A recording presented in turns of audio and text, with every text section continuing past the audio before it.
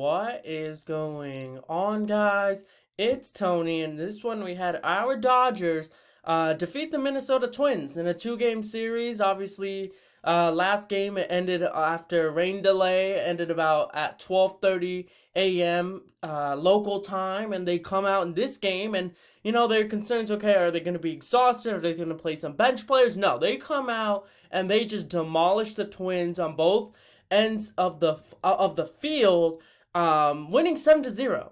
And really, if you think about it, what is a perfect game? Really, in my eyes, this is a perfect game, right? Let's go ahead and start with the pitching, man. Clayton Kershaw looking like MVP Kersh. 7 innings, 13 strikeouts, 0 runs allowed. I mean, that is just MVP Kershaw. His slider was just extremely lethal today, and it's just great to see Kershaw still has his stuff like this. There was no doubt in my mind that he was still going to be a really good pitcher, but to this extent, this was an amazing pitching performance from Kershaw. I haven't seen this in a long time. Obviously Kershaw's had really good performances, but to do this against a good Twins team, a good batting team on the road after a really, really late game the night before, I'm really impressed. Kershaw came through. It's making me feel, as these games go by, I'm feeling even better about our starting rotation. Obviously, you have Buehler. Obviously, you have Urias. Even though he struggled in Colorado, I still feel good about him. Kershaw, the way he's looking, right?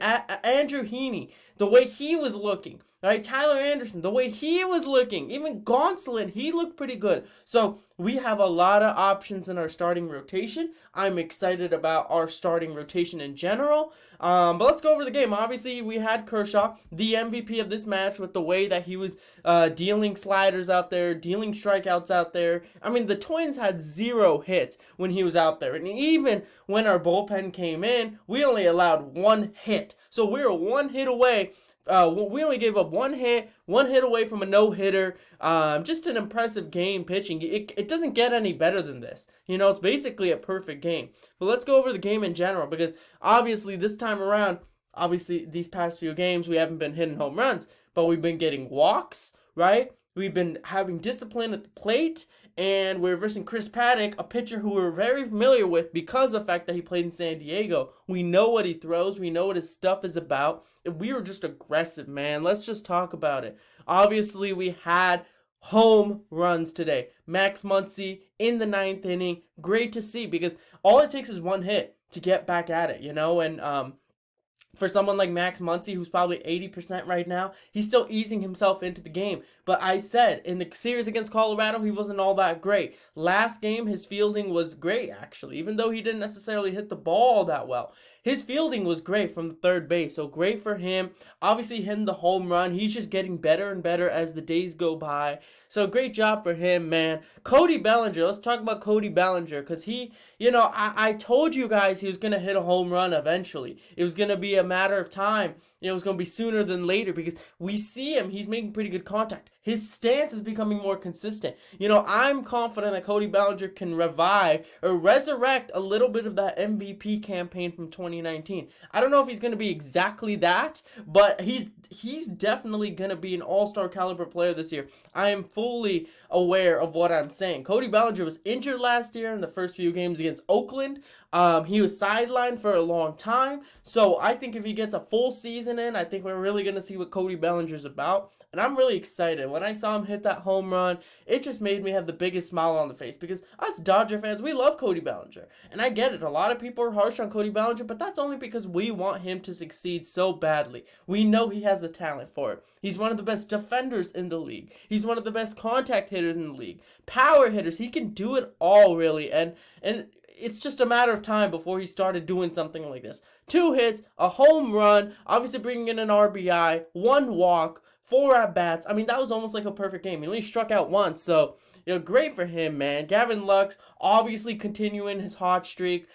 He got a home run today, which is great because I think he should have hit one last night. But some of these fields and some the wind and the conditions, right? It would have been a home run in other places, but not there at the moment in time. So glad that he got a home run. And Austin Barnes coming in for Will Smith, getting a home run of his own. It was just a great game overall. It was great to see our bats definitely have been waking up 4 home runs. I mean, that's just great. Because really this team can beat you on multiple ends. They could, draw out walks, right? And they can go from station to station. Or if you decide to get risky and throw a fastball down the middle, then they're going to make you pay. And you saw it because we hit 4 home runs today. I mean, that's just how talented our team is. And think about this for a second, right, guys?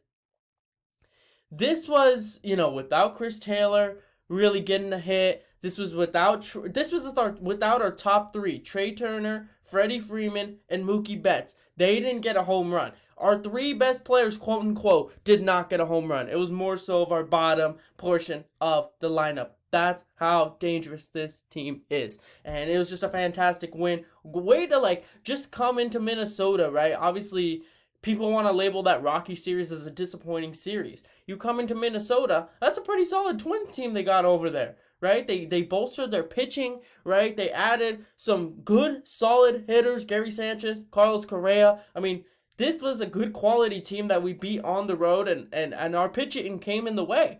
Our pitching definitely shined. This is what you call a perfect game. Although it necessarily wasn't a perfect game because we allowed a hit, I'm going to label this as a perfect game just because of the fact that it was. Pitching was unbelievable. Hitting, we came out aggressive in the first 2 innings. We didn't wait until the 5th or 6th inning and then later on, right? We were aggressive from the start, and then we were aggressive and we scored in the end. We literally did not allow the Twins to have any breathing room.